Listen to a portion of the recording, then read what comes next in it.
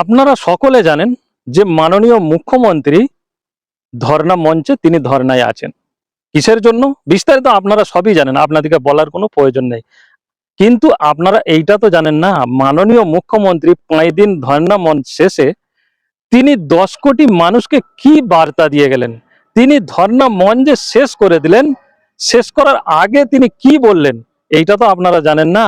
এইটাই আপনাদেরকে আমি শোনানোর জন্য এই ভিডিওটা আপনাদের সামনে পোস্ট করলাম। আপনাদের মূল্যবান সময় দিয়ে পুরো মাননীয় মুখ্যমন্ত্রীর কথাটা শুনে একটু সকলকে শোনার সুযোগ করে দেবেন। আর তিনি বিশেষ করে এই কথাটাও ধর্ণা মঞ্চ থেকে তিনি বলেছেন যে আমি আছি বলেই তোমরা পশ্চিমবাংলায় ভালো আছো। আপনাদেরও কি তাই মনে হয়? মতামত অন্তত কমেন্টে দিয়ে যাবেন। চলে গেছে এবং কোর্টও আজকে কোর্টের কেসের অর্ডার দিয়েছে। Let us watch, let us see, let us wait for the justice. আমরা আশা করছি মানুষ অধিকার পাবেন। একেবারে যে দরজাটা বন্ধ হয়ে গেছিল সেই দরজাটা অনেকটাই খোলা হয়েছে, সেটার সদ্ব্যবহার করুন। বিচারের দরজা যখন উন্মুক্ত হয়েছে তখন 5 দিন তো আমরা এখানে রাস্তায় আছি, আমি দরকার হলে 50 দিনও থাকতে পারি।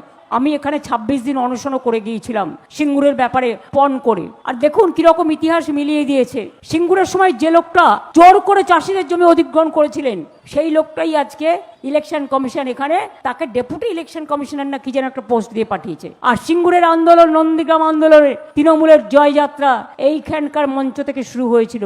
তাহলে আমরা কি ধর্নাটা আজকের মতো টেম্পোরারি উইথড্র করতে পারি? আপনারা সবাই ভালো থাকুন, সুস্থ থাকুন, সুন্দর থাকুন। বাংলার জয় হবে এবং তৃণমূলের জয় হবে, জয়াফুলের জয় হবে। আমাদের কেউ রুখতে পারবেন না। মানুষ আমাদের সাথে আছে, আমরা মানুষের সাথে আছি, এটাই সবচেয়ে বড় কথা। আমরা আছি বলে না আপনারা সবাই ভালো আছেন। আর যদি আমরা না থাকি কোনোদিন সেরকম আসে, 1 সেকেন্ড লাগবে। একটা কমিউনিটি যখন জোট বাঁধে না, ঘিরে ফেললে 1 সেকেন্ডে দেবে একদম 12টা বাজিয়ে। যদি নিজেদের 13টা বাজাতে না চান, বিজেপির অপপ্রচারে কেউ ভুল বুঝবেন না।